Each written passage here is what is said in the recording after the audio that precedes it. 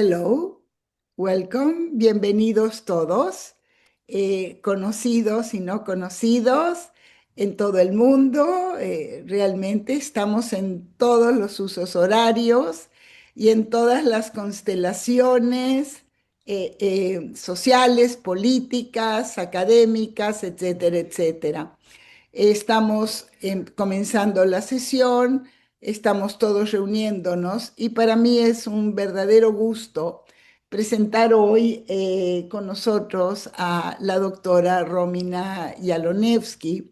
Creo que una de las ventajas importantes de esta reunión es que continuamos explorando esta dinámica tan compleja que se ha generado entre expresiones del odio antijudío, como ella lo define, y una relectura también tenemos que la organización social del odio o el discurso del odio correcto, siguiendo a lo mejor el concepto del antropólogo Redfield que llamó la organización social de la tradición, son las versiones del otro que se crean en la sociedad a través de una multiplicidad de recursos conceptuales, ideológicos, y la academia, el pensamiento en general, ha sido un espacio fundamental. Hoy, tras el 7 de octubre, la guerra de Gaza y las diferentes manifestaciones, creo que es una excelente oportunidad que Romina nos plantee aquello que nosotros estamos aspirando. Ella es una doctora que tiene una formación multidisciplinaria y transnacional, donde tanto Perú como Jerusalén han nutrido su formación en una concepción muy amplia de las ciencias sociales y las humanidades, que nos da un espacio fundamental al valor simbólico de las representaciones, de la cultura, de la narrativa, del discurso. Ella es profesora titular en lo que ella define el esfuerzo de llevar las ciencias sociales a las comunidades de especialistas en tecnología, en técnicas, en ingenierías, y ese es un gran desafío porque nosotros mismos, Romina lo sabe, tenemos que hacer un esfuerzo para traducir nuestro lenguaje especializado en códigos que puedan penetrar también la cotidianeidad de otras comunidades epistemológicas. Su libro, igual como otros, igual como nosotros, los otros, tú me vas a corregir ahora, no tengo a mano porque no pude acceder al título, pero el libro, que lo conozco muy bien, es excelente. Es un libro donde analiza las coordenadas de clase, estratificación social, etnicidad, pertenencia comunitaria y religiosa, donde hace que lo igual tiene unos límites, aunque son como nosotros, pero no necesariamente igual a nosotros. En este juego y luego en una producción, perdón, de artículos pertinentes sobre el tema. Ella es activa y es miembro de el Board of Directors del Latin American Jewish Studies Association. Creo que también su participación en diversos boards de la comunidad judía de Perú le dan un valor agregado a todo su esfuerzo. Y bueno, pues aquí estamos el día de hoy. Me llega muy de cerca el tema que ella va a tratar porque creo que tenemos grandes convergencias en explorar, siguiendo a otro antropólogo, a Paduray, el concepto de paisajes, y en este caso el paisaje académico, donde diferentes teorías y diferentes visiones conceptuales y analíticas van luchando por tener un lugar hegemónico en ellos, y creo que hoy por hoy la academia en América Latina nos confrontamos con esta realidad y su impacto, el lugar que tiene o esta conexión negativa que tiene el sionismo Israel, distinguiéndolo de la crítica a una política de gobierno, el lugar que esto tiene y pesa en las movilizaciones que la academia han tenido. Entonces, Romina, sin más, la palabra es tuya y te invito a que compartas con nosotros tu presentación y tu conferencia el día de hoy. Bienvenida. Muchísimas gracias, Judith. Voy a compartir. Si les pido, por favor, si me pueden confirmar que se vea bien de alguna manera. ¿Sí? Em, ¿Se ve bien? Súper. Muchísimas gracias. Muy buenos días desde Lima. Me honra participar en este seminario convocado por Judith Boxer Liberant y por ISGAP, el Instituto para el Estudio del Antisemitismo Global y Políticas Públicas. Valoro muchísimo la oportunidad de pensar juntos en los desafíos que tenemos los académicos de las humanidades y las ciencias sociales ante las campañas de desinformación y propaganda que hacen uso y reuso de diatribas típicas del odio antijudío, así como esta tendencia a sobresimplificar y recurrir a esquemas binarios para dar cuenta de procesos sumamente complejos. En las sesiones anteriores se han problematizado una serie de ambivalencias que a algunos de nosotros nos generan la sensación de cortocircuito. Se abordaron las similitudes entre las protestas a nivel global en el marco del conflicto multifrente entre Israel, Hamas, Hezbollah, Irán, los Hutis y las protestas de mayo del 68, una conexión que hizo Judith que a mí me pareció sumamente relevante, que se dieron también en el contexto de la descolonización del continente africano, la guerra de Vietnam, que en su momento fue un evento altamente mediatizado, ¿no? Entonces hay como ciertos paralelos interesantes. Se discutió también el doble estándar en torno a la legitimidad del Estado de Israel frente a otros estados creados tras la disolución del Imperio Otomano y el sustento legal detrás de la reconfiguración política de la región. Y finalmente se abordó la influencia del mismo conflicto en las recientes elecciones presidenciales en Chile, el país vecino, dignas de guión de película de superhéroes, ¿no? El facho contra la comunista en un país que recibiera en su momento una fuerte migración alemana y palestina árabe, y en el que curiosamente se instrumentalizó al Estado de Israel como recurso de persuasión para las elecciones. Mi presentación hoy pretende continuar con la línea de las disonancias cognitivas, ¿no? Indagando en un tema que no he trabajado en profundidad y pido disculpas de antemano por eso, pero que en cierto sentido me resulta cercano y creo que se trata de un tema que también requiere cierto malabarismo mental. Las ideas, por supuesto, están un poco enredadas y agradezco muchísimo todo el input que puedan ofrecer para organizarlas mejor, ¿no? Un poco he tratado, estamos creo que todos más o menos tratando de organizar esto que es complejo, y la idea es ver un poco cómo estas columnas que en principio están separadas, ¿no? El movimiento pro justicia social versus uno más conservador, aparentemente, nada, ¿no? Cómo usan lo judío es una de las cosas que a mí me preocupa, ¿no? Eh, Retomando las ideas de Judith, quisiera pedirles tener en mente a lo largo de la presentación también el contexto histórico, ¿no? En fin, la Revolución Cubana en su momento y su impacto en el resto de América Latina, las luchas por los derechos civiles de los afroamericanos en los Estados Unidos, todos estos, ¿no? temas que reaparecen o se reciclan, las batallas del movimiento feminista en los años 70, los procesos de descolonización y revisión de paradigmas del siglo XIX en favor de la reivindicación de minorías, que en principio, cuando yo trabajé la inserción social de judíos en temas de racialización en Perú, era crucial. O sea, los 60 fueron clave para entender la aparición de nuevos actores, tanto en esferas de poder como en económico, político y demás, ¿no? Y también quiénes son los blancos, si quieren, en este contexto. Incluso quisiera también pedirles que recuerden o tengan en mente el boom de la literatura latinoamericana, ¿no? Porque creo que es relevante acá. Por supuesto, la Guerra Fría, las relaciones entre la Unión Soviética y los países árabes, así como la eventual simbiosis entre los Estados Unidos e Israel. Y por supuesto, siempre tiene que estar, creo yo, atrás de todo esto, la promesa incumplida del desarrollo y el problema de la pobreza y la desigualdad en América Latina, ¿no? Como muchos de nosotros, yo no había estado trabajando temas de odio antijudío o antisemitismo anteriormente. De hecho, mi trabajo dialogaba con una línea que justamente proponía reenfocar la mirada hacia la integración y no la exclusión de los judíos en distintas partes de América Latina. Hasta que a inicios de 2022 escuché una presentación organizada en un marco similar a este por ISGAP y meses después recibí una invitación a asistir al Summer Institute de ISGAP en Oxford.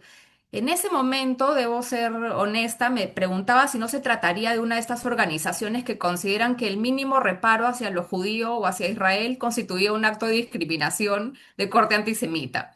Sospecho que todos conocemos personas así, que acostumbran a usar los adverbios siempre, nunca, y a pensar la diversa y milenaria experiencia judía en términos absolutos. Todo lo que hace Israel o los judíos siempre está bien.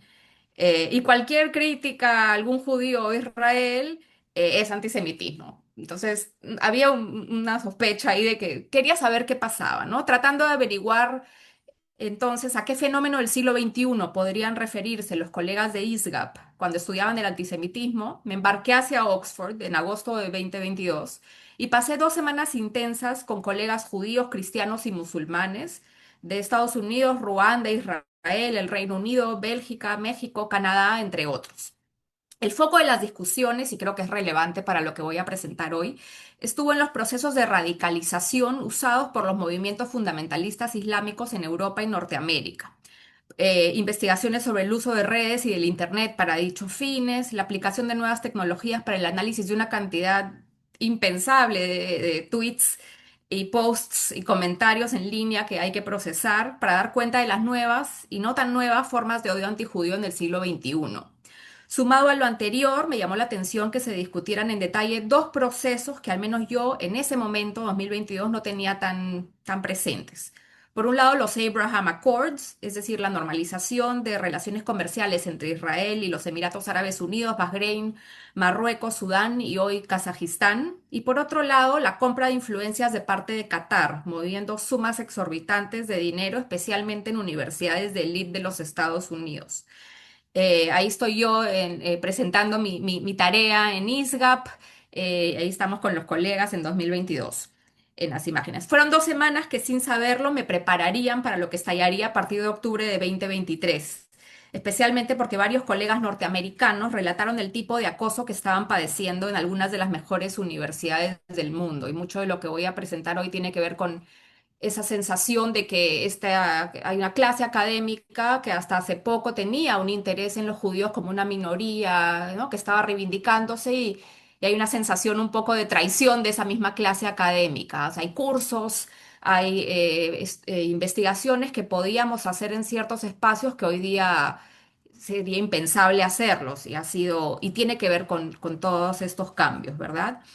Al mismo tiempo, en esas semanas en Oxford descubrí, y esto creo que es relevante para lo que conversábamos con Judith hace unas semanas también en AJS, que había mayor afinidad para analizar el problema, muchas veces con el colega de Ruanda, por supuesto con la colega de México, que con los colegas de los países desarrollados, ¿no? La mirada de este nosotros.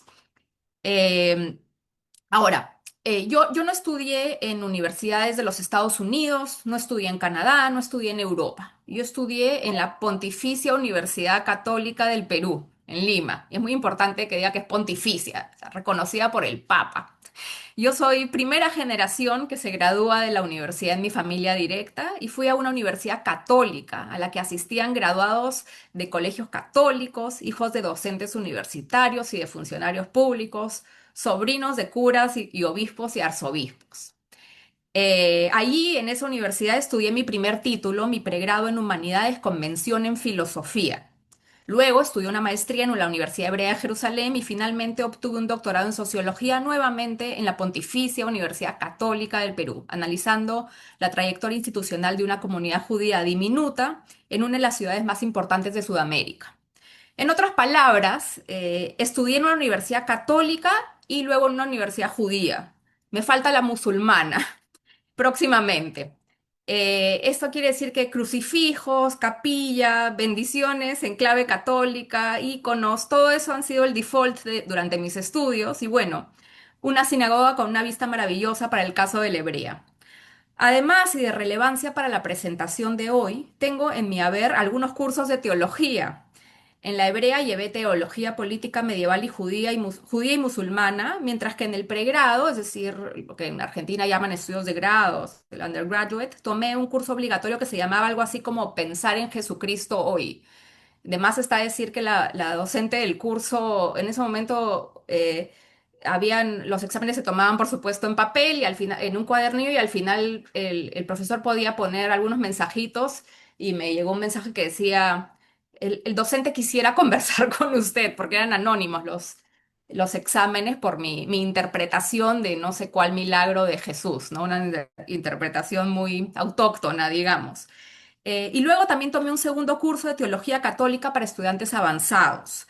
El profesor de ese segundo curso ha sido creado cardenal y es hoy el arzobispo de Lima. Cuando llevé su curso se refería a mí como la alumna hebrea, algo que me ponía sumamente incómoda en su momento, aunque nunca dije nada, obviamente. De hecho, el profesor me pedía que llevara mi Tanaj y que revisara el hebreo original para corroborar algunas hipótesis que él tenía. Él no manejaba el hebreo. A diferencia de algunos colegas que trabajan la intersección entre América Latina y lo judío, a lo largo de mi formación puedo afirmar que he estado relativamente cerca de las culturas religiosas, concretamente de la cultura católica. Yo siento que a veces algunos colegas en ciencias sociales desprecian, descuidan las culturas religiosas y creo que las noticias de todos los días nos reafirman que cada día siguen siendo relevantes. Para poder trabajar lo judío en el Perú, desde el Perú, participé en un grupo interdisciplinario de estudios de religión, esto fue hace 15 años, ¿no? Y tratándose de la capital del virreinato del Perú, la impronta católica y más recientemente cristiana reformada no es menor al aproximarse al tejido social y las relaciones entre grupos en el país. En cambio, debo decir que mi formación de base en filosofía fue notablemente eurocéntrica. Nunca leímos nada de literatura postcolonial en comparación con lo que estaban haciendo estudiantes de humanidades de universidades del mundo desarrollado. Nosotros íbamos más lento, ¿no? Aunque estudiar en Perú de alguna forma te obliga a asumir un punto de vista postcolonial, pero es diferente, ¿no? Y aquí traigo una cita de Aníbal Quijano. O sea, el Perú es un país importante en este discurso postcolonial desde las Américas. Y en esa línea considero también relevante señalar que Gustavo Gutiérrez, el peruano fundador de la Teología de la Liberación a fines de los 60 e inicios de los 70, fue profesor en la Pontificia Universidad Católica del Perú. Y algunos de sus discípulos eran los profesores de teología y asesores de tesis en la universidad en la que yo me formé. En otras palabras, sus discípulos conforman la misma cohorte de académicos que hasta hace poco mostraba interés por los judíos como minoría y que hoy sospecho han olvidado algunos de los principios que solían motivar ese mismo interés. Yo me pregunto si hoy podría estudiar lo judío en esa misma universidad. Además está señalar que la teología de la liberación seguía siendo popular y muy valorada a fines de los 90 y en algún momento en los 2000, y que estos colegas cuestionaban duramente las ramas más conservadoras y proempresa de la Iglesia Católica, cuyos abusos estaban comenzando a destaparse a inicios del siglo XXI. Además, la universidad enfrentó hacia 2010 un conflicto muy serio con el cardenal Cipriani, anterior arzobispo de Lima y perteneciente al Opus Dei, motivado por los bienes de la universidad, que son cuantiosos, y también por el control ideológico de la misma. En las clases de teología y luego en el grupo de investigación sobre religión constantemente se hacían alusiones a la conferencia de Medellín y a la de Puebla, es decir, la Conferencia General del Episcopado Latinoamericano, la reunión de los obispos, que a lo largo de los 70 promovió un enfoque de justicia social inspirado en la propuesta de Gutiérrez y otros teólogos latinoamericanos formados en Europa, a saber, la opción por los pobres y marginados a través de la idea de liberación, precisamente en el contexto que les pedí hace unos minutos que tengan en mente, ¿no?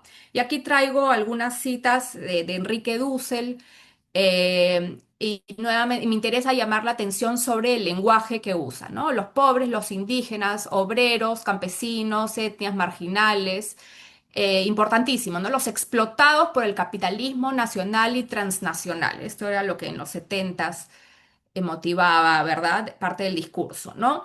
Y si bien está un poco sacado de contexto me parece interesante otra vez identificar el lenguaje porque lo voy a luego revisar en una publicación muy reciente.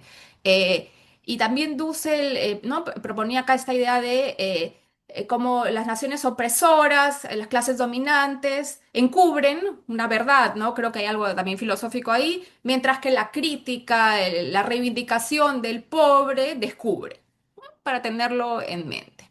Por supuesto, en este contexto también se cuestiona el relato fundacional de las Américas, ¿no? La conquista, en fin, y por eso el boom de la literatura también es muy importante, ¿no? Un Carlos Fuentes, en fin, hay varias cosas ahí muy, muy bonitas. Al pensar lo judío en países católicos, es clave considerar el impacto de la Declaración Nostra Aetate, que cumpliera 60 años justamente en 2025. Es el paso que se dio para intentar desmantelar siglos de persecución y odio antijudío de inspiración teológica por la acusación de deicidio, ¿no? El Mateo 27 en el Nuevo Testamento. Eh, y menos evidente, pero quizás más relevante, es el cumpleaños número 50 de la resolución 3379 de inspiración soviética, a escasos 30 años del final de la Segunda Guerra Mundial. Por un lado, los judíos ya no eran deicidas y por otro, los judíos ahora eran racistas. Algunos de ustedes dirán, bueno, la que está sobresimplificando ahora es Romina, ¿no? Yo misma estoy tratando de... Pero no. Y sí, por un lado sí, porque no es lo mismo tampoco hablar de la Iglesia Católica que de la Unión Soviética. Hay muchos puntos de divergencia. Son dos imperios con ideologías muy diferentes y ambiciones territoriales también divergentes, y sin embargo han tenido que lidiar ambos con judíos por mucho tiempo. Lo que quiero decir con todo este preámbulo y en contraste con algunos colegas que trabajan hoy temas de odio antijudío, es que yo vengo de una cantera progre y como tantos judíos progres, yo ubicaba a los judíos en el marco de las minorías, no solo demográficas, sino más importante, no hegemónicas.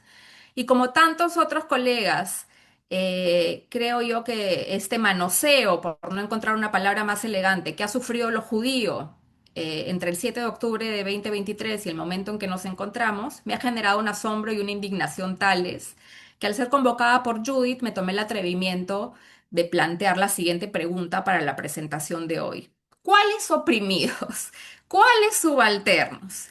Y más importante aún, según la perspectiva de quién, ¿no? Parte de lo que a mí me ha estado motivando estos últimos años y que me ha distraído de los temas que normalmente venía trabajando, es cómo trabajar, ¿verdad? El contexto del 7 de octubre con tanto con la izquierda radical como con la derecha extrema, ¿no? Y pongo una imagen de poner un cuadrado en un círculo.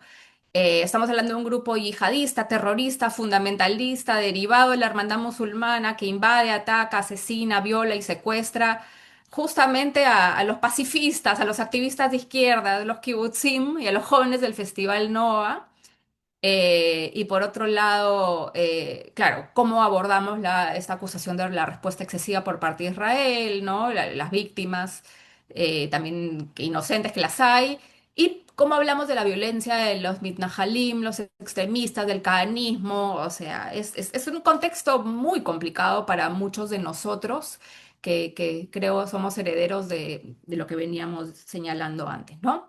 Entonces aquí planteo algunas preguntas. Ya hemos señalado que estudié filosofía, entonces van las preguntas, ¿no? ¿Cómo es posible, pregunto, que el discurso que pretende reivindicar a los oprimidos construya una variante que no solo borra e ignora la experiencia de marginación, racialización, persecución y exclusión de una diáspora emblemática de los judíos, esta persecución llevada a cabo además por los mismos creadores del discurso, ¿no? En el caso del cristianismo, sino que además la convierte en opresora? ¿En qué momento pasamos a ser opresores, ¿no? Bueno, en el marco de la pandemia, y aquí me gustaría destacar este libro que es una lectura maravillosa, me topé con este libro que me habría encantado leer en mis tiempos de estudiante de filosofía. Se trata del libro de Santiago Slavodsky titulado The Colonial Judaism, Triumphal Failures of Barbaric Thinking. Es, creo yo, uno de esos libros que hace lo aparentemente imposible, a saber, una síntesis virtuosa entre lo que yo llamaría mis mundos, es decir, lo judío, lo latinoamericano y estos discursos subalternos. Y especialmente recogiendo, por ejemplo, el trabajo de Aníbal Quijano y, por ejemplo, el de Levinas. Me habría fascinado que esto hubiese existido en los noventas. Y todo esto tenía muchísimo sentido hasta el 7 de octubre de 2023. Miren qué maravilla dedicatoria del libro de Santiago Slavodsky, ¿no? Jews, Latin Americans, Barbarians, o sea, fuera de la civilización. Y de hecho, al leer el trabajo de Slavodsky, pienso, ¿qué cosa hay más subalterna que recuperar la perspectiva judía, la de la minoría diaspórica emblemática, ya sea para estudiar las relaciones de poder o la permeabilidad de sociedades que estuvieron organizadas según jerarquías raciales coloniales?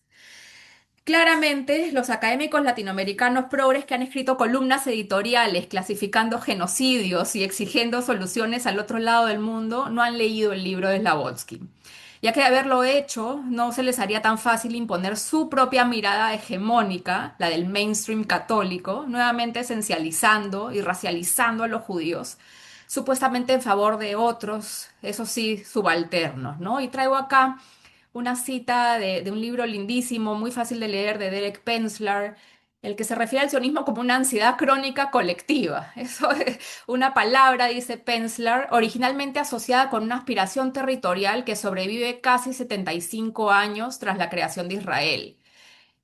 Para los judíos, dice Penzler, que eligen identificarse como sionismo, al sionismo alude a liberación y redención, ¿no? Entonces acá la palabra liberación es muy importante para mí porque hago alusión nuevamente a este marco ¿no? de pensamiento en el que yo me entrené en la Universidad Católica.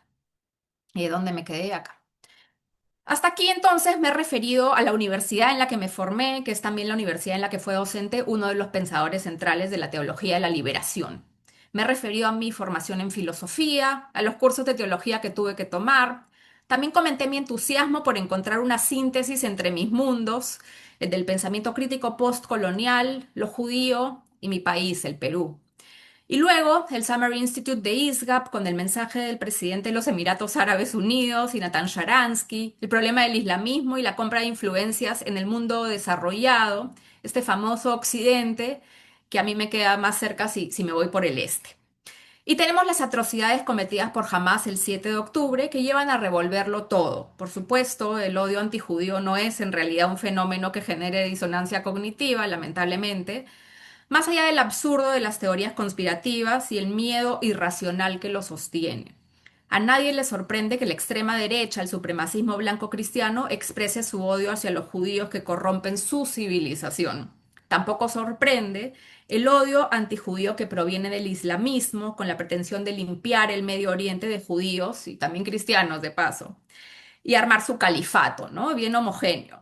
Son dos formas de odio que hacen lo que dicen y dicen lo que hacen. ¿Qué quiero decir? La derecha, el odio de la derecha es conocido. Hacen lo que dicen y dicen lo que hacen. Todos buscan, entre comillas, mejoras en el mundo, deshaciéndose de los judíos.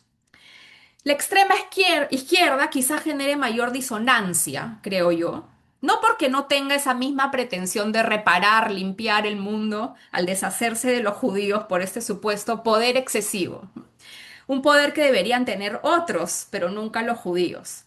Creo yo que genera disonancia el hecho de que todas las libertades se respeten, menos la de elegir una y otra vez ser judíos. Y aquí, entre algunas de las publicaciones recientes, aparece un artículo en el que por fin participa un judío, Damián Cetón, y me gustaría leer con ustedes parte de lo que él señala, ¿no? Dice, la izquierda, por su parte, se vuelca, por un lado, hacia la defensa de la causa palestina, llegando a adscribir un lenguaje religioso que en teoría no sería parte de su andamiaje semántico. Es interesante, ¿no? Cuando lo religioso es conveniente, lo usamos, cuando no, tal vez no. Y al final, Cetón dice, produce escozor que, entre muchos judíos que comparten las luchas de la izquierda y que se sienten abandonadas por ella. Yo, me resuena esto, ¿verdad? Hay, entonces tenemos estos como tres blancos, ¿no? Los conocidos, ¿verdad? El islamismo, o sea, el fundamentalismo islámico, la extrema derecha supremacista blanca cristiana y, por supuesto, la extrema izquierda supuestamente no religiosa, pero que cuando le conviene hace caso omiso del fundamentalismo islámico y se alía a él, ¿no? Eh, sí, eso decía yo. Bueno, entonces, quería traerles para el día de hoy, para que esto no quede en el aire, retomo la pregunta, ¿cuáles son los, qué oprimidos, cuáles oprimidos? Y voy a mostrar algunos ejemplos concretos del costo del derrumbe de la síntesis de mis mundos. Los ejemplos aparecieron en un monográfico de una revista académica que, como otras, ha sido instrumentalizada políticamente, transgrediendo el mandato profesional y ético que tenemos los académicos de usar métodos científicos robustos para aproximarnos a un problema de la realidad social. Yo a través de LinkedIn encontré a un colega que yo respeto mucho, felicitando a un teólogo por la publicación de un artículo, y cuando abro el artículo quedé en shock. Shock total porque era algo que no se podía felicitar y era claramente un trabajo que en principio no había ni siquiera pasado por revisión de pares. Entonces les pido un poco de paciencia para contarles un poco el caso. Es un caso de las teologías alternativas, ¿verdad? Las que cuestionan al mainstream y la acusación de pinkwashing de Israel en el marco del conflicto. Esta es la revista, no es por supuesto una universidad muy prestigiosa, no es una universidad chiquitita, pero está en Costa Rica, que es algo que a mí me llama la atención, ¿no? Un país en el que los judíos además viven muy bien, donde han participado en política, y es aquí donde aparece este número, ¿no? El número se titula El conflicto actual entre Palestina e Israel, reflexiones interdisciplinarias. Es una revista teológica de la Universidad Latinoamericana. Bueno, ahí están, el trabajo al que me voy a referir se titula En nombre del Dios, el amor y la inclusión, fundamentalismo religioso y homonormatividad como dispositivos del genocidio en Palestina. Ya el título es sugerente. Y lo que quisiera señalar acá es que miren el número inmediatamente anterior. El número anterior se llama Repensar para resistir y reexistir, desafíos actuales a la teología de la liberación. Se está muy presente en la teología de la liberación y hay acá un reclamo que aparece en pleno siglo XXI, ¿no? Entonces les pido su atención en los próximos minutos para ver un poco algunas cosas. Yo he leído, digamos, el volumen para que ustedes no tengan que hacerlo. El editor del volumen no se pregunta, ¿qué tiene que decir la teología y la ética cristiana, nuevamente, en una mayoría religiosa hegemónica, frente a las disputas, conflictos y distintas formas de violencia que se observan diariamente en los medios que han marcado la larga historia de este conflicto? Y nuevamente, yo soy una persona que se considera progresista, soy feminista, y no puedo creer que, claro, ¿no? Que esto sea lo que les parezca más relevante a los teólogos. Ahora, ¿qué hay detrás del monográfico? No es solo una obsesión con lo judío, ¿no? Y de hecho hicieron también un Zoom en el que trabajaron un tema que en este momento yo estoy estudiando, que es el sionismo cristiano en las Américas, ¿no? El sionismo cristiano y el conflicto entre Israel y Palestina. Y acá, nuevamente, ¿no? Hay otro dualismo interesante, como la izquierda católica ve una amenaza también en este protestantismo evangélico, en ciertas iglesias reformadas, que por un lado, ¿no? Promulgan este prosperity gospel, ¿no? O sea, cómo hacer para salir adelante económicamente y que han realmente producido una migración fuerte de creyentes católicos a creyentes de iglesias reformadas, ¿no? Y el emprendimiento capitalista es un medio para la salvación en un país en el que hay alta pobreza y alta desigualdad.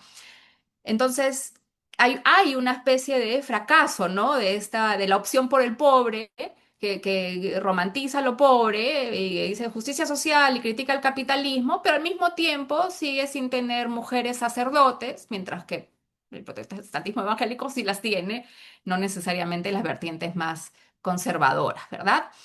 Entonces, parte del problema que yo encuentro es que un grupo con estatus de mayoría, los católicos en América Latina, le cuentan a los judíos, hacen ethnoculture explaining, que el sionismo es opresión. Y no puedo, me pregunto si hay algo más colonial que contarle a una minoría su propia historia. Bueno, les cuento entonces sobre el artículo. Según la revista, todos los artículos pasan por un proceso doble ciego de revisión de pares y sin embargo esos artículos fueron recibidos y en tiempo récord fueron evaluados y publicados. Entonces acá también hay una agenda muy clara, ¿no? Es conmemorar algo, este es el autor del artículo que yo quiero ver, ¿no? Por supuesto con su kefía. ¿Y qué es lo que dice finalmente este artículo? ¿No? Por un lado, la idea de que denuncia, usando, por supuesto, fuentes súper sesgadas, usa, ¿qué les puedo decir? Eso también lo podemos discutir más tarde, ¿no? Pero denuncia el pinkwashing, cómo así entre los activistas de las minorías sexuales y minorías de género LGTB, dicen cómo van a defender al fundamentalismo islámico que es anti minorías sexuales, ¿verdad? Y de género ante las identidades LGTB+, y cómo Israel ha usado eso para defender su opresión, ¿no? Entonces, ¿qué hacer con Israel? Que enrola soldados que son LGTB más en Tzahal y respeta a, a las minorías. Entonces, nada, les traigo, no tengo mucho tiempo, pero algunas citas de esta disonancia del artículo, ¿no? Miren, por ejemplo, lo que dice el autor. Así están. Los queer en Palestina denunciaban la creciente explotación de las políticas de identidad. Los queer en Palestina. El uso sostenido de binarismos que deshumanizan. Y este discurso es muy importante porque él está recogiendo el autor de las redes y es lo que usa finalmente esta izquierda para decir, bueno, estos son los malos, los opresores, ¿no? Y reciclar este discurso, ¿no? La instrumentalización de la diversidad sexogenérica. ¿Cómo se atreven los malos a decir que son inclusivos? Luego, miren lo que dice el autor. El fundamentalismo sionista siempre ha tenido a su base un programa nacionalista, colonial y cis heterosexualizador. Yo acabo de leer la biografía de Tom Segev que le hace a Ben Gurión de 880 páginas y en ningún momento Ben Gurión habla sobre cis heterosexualización. Pero bueno. Es necesario, dice el autor, reconocer que en Israel la narrativa de la inclusión y la diversidad se fue convirtiendo progresivamente en una de sus armas más afiladas, capaz de matar ya no solo en nombre de Dios, sino también en nombre del amor y la inclusión. O sea, yo sé que no es un documento, tiene tanto sesgo, es tan problemático académicamente, o sea, si fuera cualquier estudiante de nosotros no aprobaríamos este trabajo y sin embargo es una publicación de una universidad. Y cuando yo mando de hecho Luis fue de los que me respondió al grupo de ISGAP, ¿qué hacemos con esto? eh, Aparecieron otros casos. Hay un montón de publicaciones académicas que están siendo manipuladas de esta manera, ¿no? Que están completamente renunciando al mandato académico de investigar y están siendo instrumentalizadas para formar opinión fuera del marco adecuado, ¿no? Y miren esto, esta cita es mi favorita, ¿no? Las desigualdades, dice el autor, injusticias que padecen personas trans, negras, seropositivas, indígenas, migrantes, árabes y musulmanas, etcétera. Esto se debe a la exclusión clasista, étnico, racial, xenófoba y sexogenérica. Entonces, hay un desconocimiento, por supuesto, total de la realidad de la región. Entonces, en un contexto en el que el fundamentalismo islámico ataca a los kibutzim, que son además el símbolo máximo del etos colectivista, no queda claro, ¿no? Quiénes son los oprimidos, pero además los migrantes, los árabes y los musulmanes. En fin, hay que defender a los musulmanes que además no tienen financiamiento, no tienen apoyo regional, es una cosa de locos, ¿no? Y acá traigo, por supuesto, el vínculo entre Turquía y Qatar y más bien el poder que hay detrás y lo difícil que es luchar contra este tipo de agrupaciones.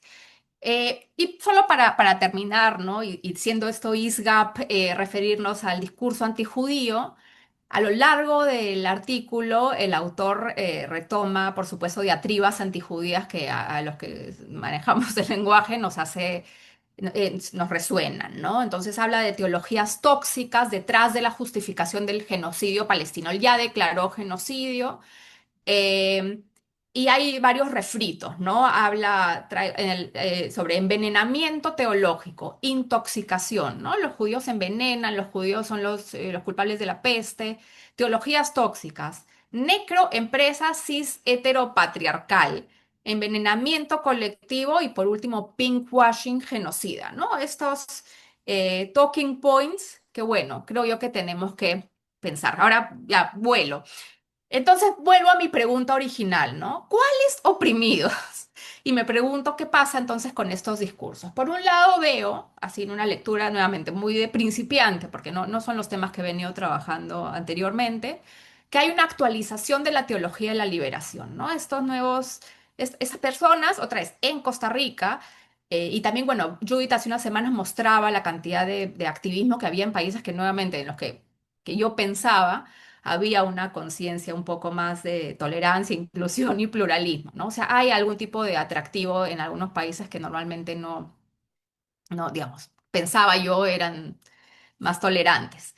No que todo el país esté alineado a eso, pero aparece, ¿no? Entonces, los pobres que han sido los excluidos del capitalismo, las mujeres excluidas del poder, los indígenas, afrodescendientes, no europeos, y ahora se introducen las minorías sexuales. Ahora, cuando este autor habla de los inmigrantes y los musulmanes, está pensando en los países desarrollados cristianos, no está pensando en la Franja de Gaza, ni en los territorios al occidente del río Jordán, pero confunden, ¿no? Lo que importa finalmente es posicionarse, pensar el mundo en binario, un dualismo, e irse a este lado y decir estos no, ¿verdad? Yo veo que hay una respuesta al conservadurismo, al avance de las iglesias reformadas, y por supuesto, claro, ¿no? Se mantiene la crítica a la cultura hegemónica, lo que no queda claro es a cuál de todas, porque no, a ellos mismos no se critican y tampoco se hacen cargo de las causas de la migración, ¿no? De los creyentes de una iglesia a otras. Es curioso cómo su crítica al sionismo, al fundamentalismo sionista, como dice el artículo, a los nacionalismos, en realidad no admite el panarabismo, el discurso de los mismos palestinos, por lo menos de los líderes que pretenden la totalidad de la tierra y que han rechazado y una y otra vez la posibilidad de tener un Estado, aunque sea en una parte de la tierra. O sea, rechazarían el nacionalismo palestino, pero eso les genera un cortocircuito porque esos son los oprimidos, ¿no? Ni hablar de pensar la cultura palestina como una reacción al sionismo. Entonces, también retomando a Judith, que me ha inspirado mucho, la idea es nuevamente no tender puentes, decía Judith hace unas semanas. Entonces, ¿cómo retomamos el diálogo? No quiero que quienes vean esta grabación digan, bueno, ¿no? No hay nada que hacer. Y bueno, hay, por supuesto, creo yo, o sea, es importante ver cómo están formando opinión aquellas personas que están instrumentalizando los artículos académicos y la universidad para ese fin, a pesar de que sabemos que académicamente no es legítimo. Y de nuestro lado, ya sabemos que usar datos estadísticos, datos históricos, argumentos legales no nos permite llegar a gran cosa y los actos de agresión y violencia están ahí. Creo que hay que recalibrar el mensaje emocional. Yo he hecho en esta presentación, he tratado de hacer una intersección entre mi propia vida, mi propio testimonio y los grandes procesos y lo que ha pasado a nivel institucional en la universidad en la que me formé, al nivel del país y de un movimiento que es más grande que este país. Creo que eso ayuda, ¿verdad? Los testimonios. Sí, es importante ver cómo hay un eco de los setentas, pero en un mundo mucho más global, en el que las noticias pasan mucho más rápido, ya no sabemos ni siquiera, y es difícil encontrar también fuentes de calidad y hay que, bueno, ya, seguir afilando el pensamiento crítico. Luego hay otros imperios que ya son europeos, occidentales, norteamericanos, China y Rusia, bueno, ya con lo que acaba de pasar, ni qué decir, ¿no? Y otras formas de influir, Irán, Qatar, que no están siendo tomadas en cuenta y que creo que tenemos que también mirarlas, especialmente desde América Latina. Hay, por supuesto, muchas iniciativas ya existentes que nos dan esperanza y, bueno, obviamente siempre tratar de huirle al binarismo, a la binariedad, ¿no? Reconocer que no hay TikTok de 50 segundos que nos pueda contar un proceso de 100 años. Hay algunas iniciativas que son muy interesantes para los que, como yo, los progres que nos sentimos abandonados y traicionados. Zioness es una que me gusta mucho, ¿verdad? O sea, a mí también me preocupa el hecho de que el discurso que defiende el sionismo a Israel haya sido cooptado por hombres ultraconservadores. Creo que también nosotros, las mujeres progresistas y en la América Latina podemos aportar mucho a ese diálogo, a esos puentes que queremos tender con con los críticos que tenemos del lado de la izquierda, los foros, ¿no? de las familias de víctimas. O sea, hay iniciativas de diálogo muy interesantes que creo que nos dan mucha esperanza. Bien, ahí están mis fuentes y les agradezco y me disculpo por pasarme el tiempo. Yo quisiera, sí, ya estamos, ok. Muchas gracias, Romina. La verdad es que seguí con mucha atención tu presentación. Creo que tiene realmente muchas entradas, muchos códigos para acceder y en este sentido tiene una perspectiva integral. Yo creo que estás tal vez en el último punto. Oía yo recientemente un programa, una sesión que hubo en París donde estaba Eva Iluz, que es, digamos, la representante de lo que ha sido el pensamiento sociológico progresista de izquierda en Israel, donde pues obviamente su gran grito y lamento fue ¿por qué nos abandonó la izquierda? O sea, ¿qué pasó? Que han tenido lo que tú señalas, ¿no? Un acercamiento con contenidos teológicos, con contenidos del concepto más de redención que de emancipación, por así decirlo, y que finalmente en este momento pues queda abandonado. Yo no sé, pero como no tenemos mucho tiempo y vamos a seguir dialogando tú y yo creo que apenas estamos iniciando este proceso que yo lo sigo con mucho interés. Quiero decir que me gustó mucho la intersección entre biografía personal, circunstancia académica e histórica. Me parece que esto es un modo muy interesante de atar nexos entre lo cognitivo y lo existencial que todos tenemos, y que en este momento, a mi modo de ver, cuando utilizo yo, te lo he dicho, el concepto de disonancia cognitiva es eso. O sea, en qué momento se partieron las aguas entre lenguajes comunes y visiones conceptuales y analíticas comunes, y de repente algo que surge como de un modo muy incontenible, ¿no? Donde recupera tropos antiguos. En el caso que estás viendo, me parece que es muy importante. Pero voy a abrir, aquí están los compañeros que a lo mejor quisieran ellos participar con algún tipo de observación, pregunta, etcétera, para no monopolizar lo que he dicho. Me parece que tuvimos una presentación muy provocadora de pensamiento, de reflexión, apuntando hacia autores de una joven generación, correcto, del sur del continente que está realmente preguntándose cuestiones que nos están conmoviendo a todos, ¿no es cierto? Tal vez la fundamental que compartió con ustedes, qué sucede cuando un movimiento estudiantil progresista aparece con esa demanda fascista de poner listas de profesores que deben ser excluidos, ¿no?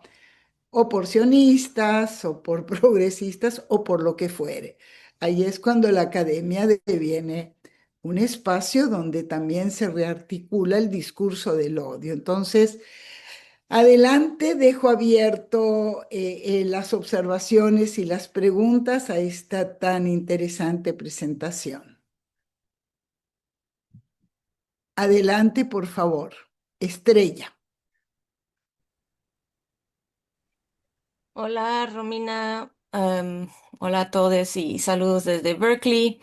Es un gusto verte otra vez, Romina, y gracias por esta presentación. Sí, fue muy interesante, muy provocadora y me ayudó bastante a pensar en algunos temas o quizás los retos del momento que enfrentamos como pensadores, como académicos.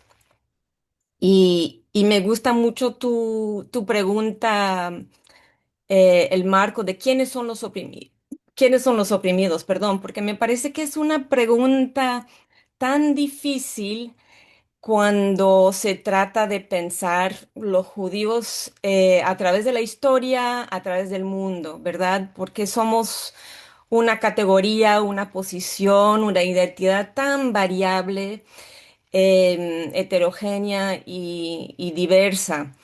Entonces, estas categorías a veces aparecen en el ámbito académico a manera de ruptura o de intervención que abre nuevos diálogos, pero luego se van reificando o fetichizando y esto obstaculiza el pensar. Entonces, aprecio mucho tu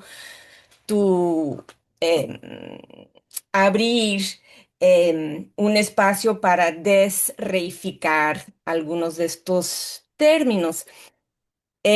Dejaré de lado la cuestión del sionismo porque ahí yo creo que estoy totalmente en desacuerdo contigo, pero más allá de esto, creo que sí podemos dialogar en torno a la cuestión del concepto mismo de minorías, porque allí yo creo que una minoría demográfica a veces no es una minoría en cuanto a su acceso al poder y a veces una mayoría demográfica no, o sea, carece de poder dominante. Entonces me pregunto si la palabra minoría o el concepto de minoría está permitiéndote el alcance conceptual que realmente necesitas para captar la heterogeneidad de las posiciones judías en sistemas mundiales de desigualdad, de jerarquía, etcétera. Y ahí yo creo que lo que yo veo es que es muy difícil elaborar un esquema que no sea muy local con respecto al posicionamiento judío de judíos en determinadas sociedades. Por ejemplo, estoy pensando en el trabajo de Sandra McGee-Deutsch en Argentina, que habla de insecure whiteness. Estoy pensando en tu trabajo sobre el Perú. Yo creo que cada país em, termina desarrollando una estructura social particular en el que los judíos participan de manera muy específica, ¿no? Entonces, ¿a dónde voy con esto? Pues un poco. Por favor, Estrella, no lo tomes a mal, sintético para que Ok, pudiéramos... ya, perdón, No, perdón, estoy no, por pensando en favor, voz alta. Perdón, sintético. gracias Judith por el recordatorio. Mi pregunta sería esta, o es una declaración y una pregunta. Me parece imperante hablar de las maneras en que los judíos sí gozan de poder social, que nosotros lo hablemos para que no sea acaparado por discursos antisemitas. O sea, hay oligarquías judías, hay capitalistas judías. Esto es importante que nosotros lo hablemos y lo pensemos. Si no, se hablará desde los tropos antisemitas. Esto para mí es el reto. Hablarlo sin caer en estos tropos y cómo abrir espacios conceptuales o de análisis que nos permiten decir estas verdades. Em, y ahí lo dejo, yo creo que tu trabajo nos ayuda, entonces te felicito y aprecio lo que estás haciendo, pero para mí este es realmente el reto mayor. Muchas gracias, Estel. Sí, o sea, mi perspectiva es latinoamericana, no es estadounidense. Y por eso me llama mucho la atención también que justo sea en Costa Rica que esté esta publicación y no en otros países. Y no solo pasó eso, o sea, yo creo que el día en que nosotros los judíos podamos rezar libremente, sin barrotes en las puertas y sin temor a que nos metan un coche bomba o nos ataquen, creería que podemos hablar de una minoría con estatus de mayoría o algo así. Sí, yo he trabajado en mi libro justamente cómo al no encajar, ¿no? En las categorías coloniales, en algunas partes de América Latina hay también como procesos, entre comillas, de blanqueamiento, y el blanqueamiento significa algo completamente distinto en América Latina colonial, en países en los que ha habido mestizaje, que en los Estados Unidos y demás, ¿no? Entonces a mí también me parece importante no confundir eso. Yo también estoy tratando de no esencializar la experiencia judía como la de los judíos Ashkenazim de la costa este de Estados Unidos. No, o sea, eso es algo que es una experiencia muy, muy particular. En América Latina tenemos muchos tipos de judíos y así como hay, o sea, y hay que entender también las redes de las finanzas del siglo XVII, ¿verdad? Y los Rothschild en su contexto, que no es un contexto de poder, es un contexto justamente de exclusión y entender los códigos del capitalismo, así como también lo hacen nuevamente las iglesias reformadas. Las iglesias reformadas que han sabido cómo atraer, es durísimo el mensaje de las iglesias reformadas, o sea, reza, junta, ahorra y dame, o sea, paga un diezmo y Dios te lo va a triplicar, cuadruplicar y demás. También la iglesia católica ha asumido una rama pro empresa y pro capitalismo que ha adquirido muchísimo poder. Eso es una cosa que traigo de ahí, ¿no? En el caso de Octubre 7, lo que me parece terrible, primero, sionismos hay, el mismo Derek Penzler identifica 8 tipos de sionismo, que son muy diversos incluso, y tienen que entenderse en el marco del surgimiento de distintos discursos nacionales. ¿Por qué el panarabismo no es un problema? ¿Por qué el reclamo, incluso de los palestinos, no es problemático, no es una forma de nacionalismo extrema y los otros sí? Entonces, hay algo ahí también para mirar, creo yo, que es importante. Y además, y también no hay que dejar de lado la amenaza de la Unión Soviética y la destrucción de la judería de los países de la Unión Soviética, que nuevamente no han sido personas libres de elegir si quieren o no continuar con cuál tradición. Eso por un lado. Por otro lado, la cantidad de judíos revolucionarios que ha habido en la historia es enorme. Entonces, yo también evitaría esencializar lo judío. El tema de minorías, es cierto, ha sido además, para mí una categoría, una descripción que me ayudó mucho fue la de Misha Klein, minorías de primer mundo, que funcionan en ciertos lugares, pero no quiere decir que todos los judíos gocen de haber, o sea, muchos judíos en muchas partes del mundo se insertaron en las clases medias, sí, y eso también ha sido visto como una amenaza, pero nuevamente, no se puede rezar libremente. Siempre lo judío se esencializa, pero es judío, el autor judío, la autora judía.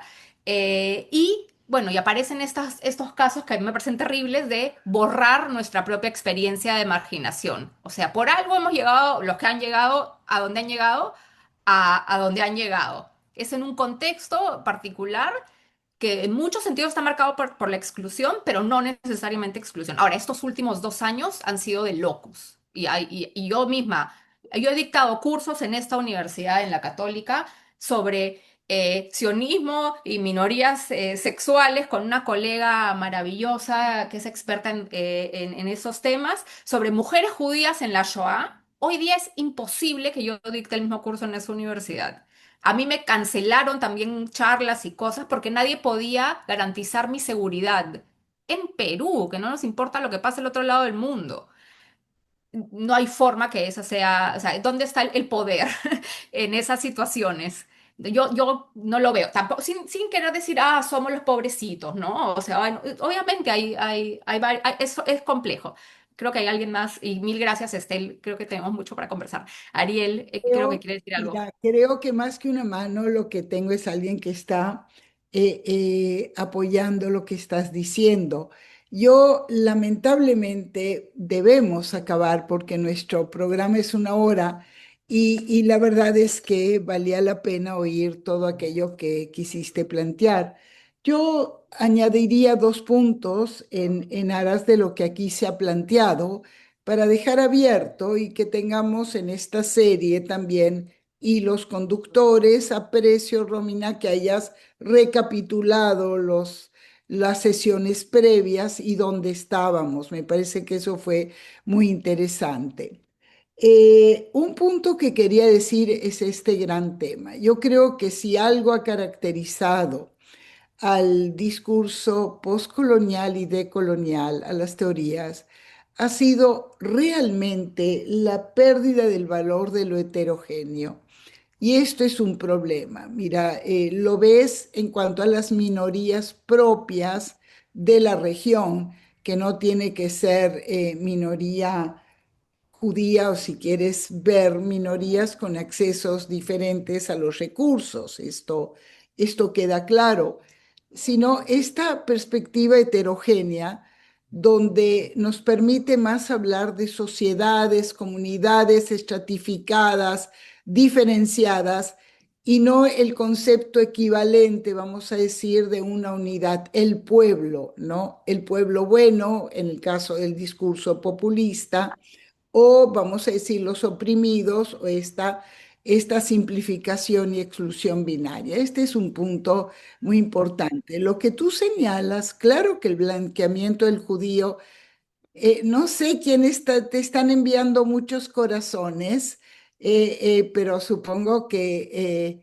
no es una mano que levanta para preguntar. Entonces continúo. Digo que en el caso específico del blanqueamiento, lo que estamos diciendo es que aquello que históricamente realmente fue concebido como un grupo vulnerable, pasa a y bueno, y con medidas concretas como puede ser políticas migratorias, etcétera, etcétera, pasa a convertirse en el blanco occidental, representante del imperio, y así también la lectura propia, vamos a decir, del proyecto sionista. Exactamente. Entonces, creo que estamos en un momento donde no necesariamente discursos que apuestan a una ¿Dónde situación está el ascensor? migratoria pueden permitirnos verlos como propuestas. Y bueno, el caso tal vez ejemplar, tú estarás de acuerdo conmigo, ha sido pues la situación frente al 7 de octubre de los movimientos feministas, ¿no? O dentro de la interseccionalidad, o sea, cuando Judith Butler duda de si ha habido agresiones sexuales o ve el 7 de octubre como el inicio de la emancipación, el impacto que tienen las humanidades y las ciencias sociales es muy fuerte. Ahora, ¿cómo evitar esto de víctimas que compiten? Bueno, pues sí, digo, si uno podría decirlo, pues el estatuto de víctima se desplazó y esto es clarísimo. Y hay también una situación que tiene que ver con políticas y con cambios en la región. Yo celebro esta sesión, celebro quienes nos acompañan y además que ISGAP nos grabe esto y lo tengamos.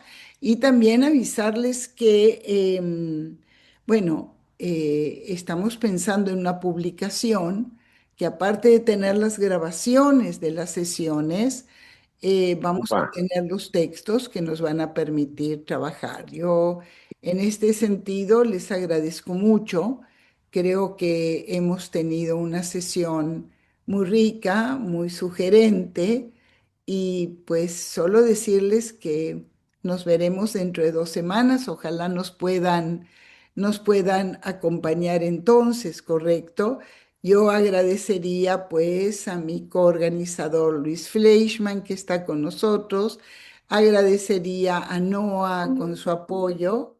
Bueno, dicho lo cual, me despido de ustedes, les envío un abrazo, un año que podamos realmente poder trabajar en todo esto, un año menos presionante realmente. Ha sido un año para quienes estamos en la academia, es un año muy difícil, muy, muy difícil. Tenemos que ver cómo lo que ha sido una expresión de solidaridad hoy se ha convertido directamente, es una petición totalmente de ruptura de lazos con la academia israelí, en fin, los reclamos que estamos teniendo en todas las universidades, no solo en el sur.